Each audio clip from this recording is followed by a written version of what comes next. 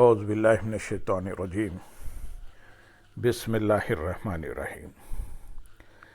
برادران عزیز و معزز خواتین، آج کی اس نشست میں مقام نبوت کی دو جہتیں اور مقام نبوت کی دو جہتیں ابدیت اور رسالت پر روشنی ڈالی جائے گی۔ کلمہ شہادت میں عبدہ و رسولہ کے حوالے سے حضور اکرم صلی اللہ علیہ وسلم کی دو صفتوں اور دو جہتوں کا ذکر ہوا ہے، ایک ابدیت اور دوسری رسالت۔ یہ دونوں صفتیں اور جہتیں آپ صلی اللہ علیہ وسلم کے مقام و منصب کی مظہر ہیں۔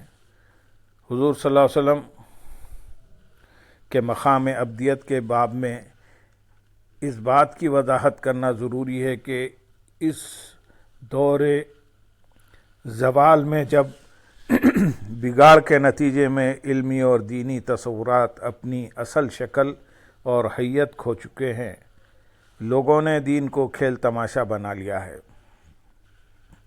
علم کی کمی اور نادانی و جہالت کے باعث لوگ اعلیٰ و عرفہ تصورات و معتقدات کو بھی متنازعہ فی بنا کر ان کی عظمت سے آنکھیں موند لیتے ہیں۔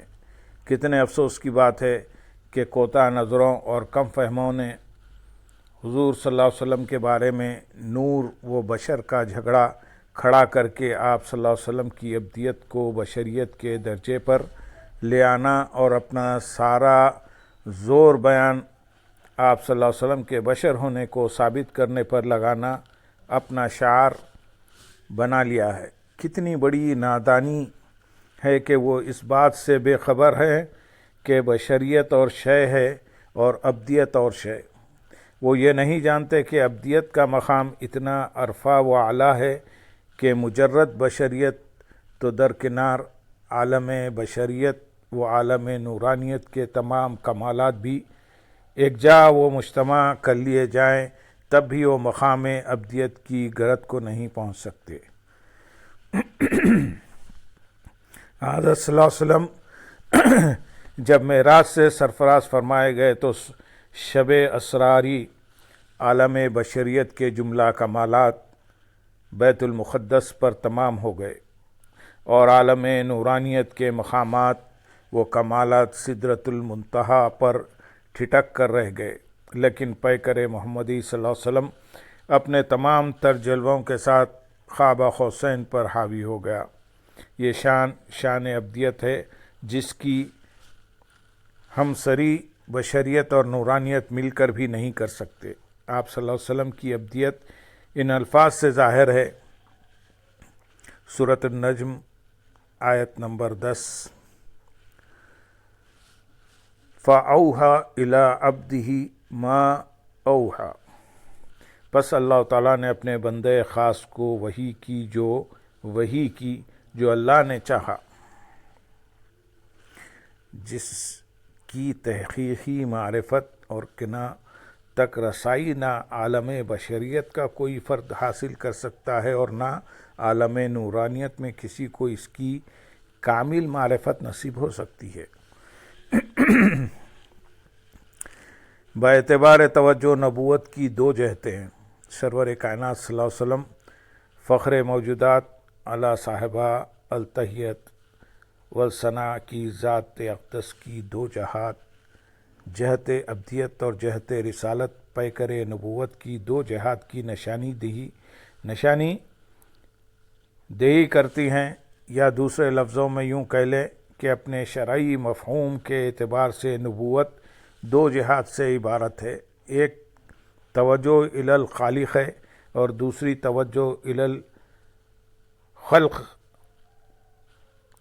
ان کا تذکرہ قدر شرح و بسط سے کیا جاتا ہے۔ نمبر ایک، توجہ الی الخالق نبوت کا ایک رابطہ براہ راست بارگاہ الوہیت کے ساتھ ہوتا ہے۔ وہ ربط و تعلق جو نبوت کو بارگاہ رب العزت سے ہوتا ہے، اسے ابدیت سے تعبیر کیا گیا ہے۔ نمبر دو، توجہ الی الخلق نبوت کی ایک جہت خالق کی طرف متوجہ ہونا ہے تو دوسری جہت مخلوق پر توجہ مرکوز کرنا ہے۔ گویا نبوت خالق اور خلق کے مابین باہمی رابطے کا ذریعہ اور واسطہ ہے۔ نبوت کا وہ ربط جو عالم خلق کے ساتھ استوار ہوتا ہے اسے رسالت سے تعبیر کیا گیا ہے۔ رسالت عبارت ہے اس پیغام رشد و ہدایت سے جسے لے کر کوئی نبی عالم بشریت میں مخلوق کی طرف آتا ہے۔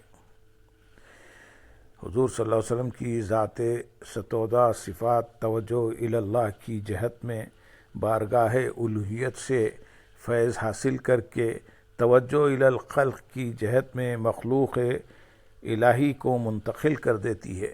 یہ ابدیت کا ربط جسے آج کا مادیت پرست انسان ایک معمولی چیز سمجھتا ہے، نبوت کا عروج ہے، جبکہ نبی کی رسالت اس کی نبوت کا نزول ہے۔ یہ عروج اور نزول تصوف کی دو اصطلاحات ہیں جن سے ہمارے صوفیہ و عرفاء حضور صلی اللہ علیہ وسلم کی نبوت کے دو کمال اور صفتیں بیان کرتے ہیں۔ اس اجمالی تفصیل اس طرح ہے: نبوت کی جہت عروج۔ نبوت کی جہت عروج کا مفہوم تمام بلندیوں اور رفعتوں کے مالک اللہ کی طرف جانا ہے۔ اس میں تکمیل ذات کی صفت پائی جاتی ہے۔ برگزیدہ بندگان الہی میں کچھ حال مست ایسے بھی ہیں جو بارگاہ الوہیت میں جاتے ہیں تو اپنی ذات میں گم ہو کر وہیں کے ہو کر رہ جاتے ہیں۔ تقرب الی اللہ کی منزل تک پہنچ کر اور اس کے فیوزات اپنے اندر جذب کر کے وہ عالم جذب و مستی میں لازوال حسن مطلق کے نظاروں میں اتنے منہمک و مستغرق ہو جاتے ہیں کہ اپنی اس حالت کو چھوڑ کر انہیں واپس پلٹنا گوارا نہیں ہوتا۔ یہ عروج کا وہ مقام ہے جس میں کچھ بندگان الہی ایسے سرشار و سرمست ہوتے ہیں کہ اپنے اوپر مجذوبیت کا لبادہ اوڑھ کر وہیں اسیر ہو کر رہ جاتے ہیں۔ نبوت کی جہت نزول عروج کے مقام پر اللہ کے کچھ خاص اور محبوب بندے ایسے بھی ہوتے ہیں جنہیں مبدأ فیض بہت بڑا ظرف دے کر پیدا کرتا ہے۔ وہ جب اپنی تکمیل ذات کا سفر طے کر لیتے ہیں تو بارگاہ الہی سے انہیں حکم ملتا ہے کہ اب اسی مقام میں گم ہو کر نہ رہ جاؤ بلکہ میری اس مخلوق کے پاس جاؤ جو پستی کے گڑھوں میں گری ہوئی ہے اور اس کا ربط وہ علاقہ مجھ سے کٹ چکا ہے۔ اس گری پڑی مخلوق کو پستیوں سے نکالنا اور اس کا تعلق پھر سے میری ذات کے ساتھ قائم کرنا تمہارا کام ہے۔ وہ محبان الہی جب بلندیوں اور رفعتوں سے ہمکنار ہوتے ہیں تو متوجہ الی الخالق کے درجے پر فائز ہوتے ہیں، اور جب وہ وہاں سے الوہی پیغام کے ساتھ واپس ہوتے ہیں تو متوجہ الی الخلق ہو جاتے ہیں۔ شیخ عبد القدوس گنگوہی رحمۃ اللہ علیہ ایک صالح بزرگ ہو گزرے ہیں۔ وہ اس کی توضیح اپنی مثال سے کرتے ہوئے فرماتے ہیں کہ حضور علیہ الصلاۃ والسلام شب معراج مقام قاب قوسین پر پہنچے اور بارگاہ الوہیت سے حسن مطلق کا جلوہ کر کے واپس لوٹ آئے۔ اگر مجھے وہاں جانا نصیب ہوتا تو کبھی لوٹ کر نہ آتا۔ مقصد ان کا یہ کہنا تھا کہ عروج کے سفر میں تجلیات الہیہ سے سیراب ہونے کے بعد مجھے تکمیل ذات کی منزل تک رسائی نصیب ہو جاتی تو میں اس مقام سے ہلنے کا نام نہ لیتا۔ یہ عروج کی کیفیت کمال اور اتمام کے مظہر نہیں، اس کے لیے کہ وہ جو اپنی ذات کی تکمیل ہی کو منزل مخصوص سمجھتے ہیں ان کا کمال ناقص رہتا ہے۔ حضور ختم مرتبت علی صاحبہ التحیت والسلام کا کمال اپنے لیے نہیں بلکہ تمام خلق کے لیے تھا، اس لیے کہ وہ خود تو مکمل تھے اور نامکمل انسانیت کے لیے مبعوث ہوئے تھے۔ آپ صلی اللہ علیہ وسلم کا یہ ارشاد گرامی،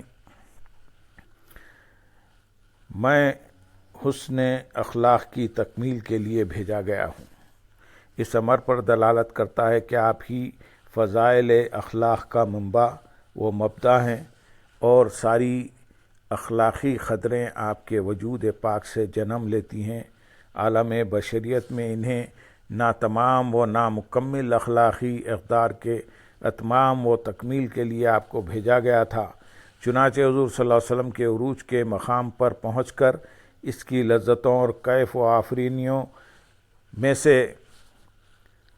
آفرینیوں میں بھی اپنی امت کو نہ بھولے، اور اس لمحے بھی جب بارگاہ الہی سے آپ کو تحفہ درود و سلام بھیجا جا رہا تھا، اپنی ذات میں مگن نہ ہوئے بلکہ اپنی امت کو بہما حال یاد رکھا، اس لیے کہ عروج کے بعد ان کا نزول بھی ہونا تھا۔ چونکہ نبوت کی یہ دونوں جہتیں اپنے کمال کی انتہا پر تھیں، اس لیے آپ جلوہ ذات حق میں مستغرق ہو کر خود فراموش نہ ہوئے بلکہ اپنی گناہ گار اور عصیاں کار امت کو یاد رکھا۔ اللہم صلی علی سیدنا محمد وعلی آل سیدنا محمد وبارک وسلم، وآخر دعوانا ان الحمدللہ رب العالمین۔ سبحان ربک رب العزت عما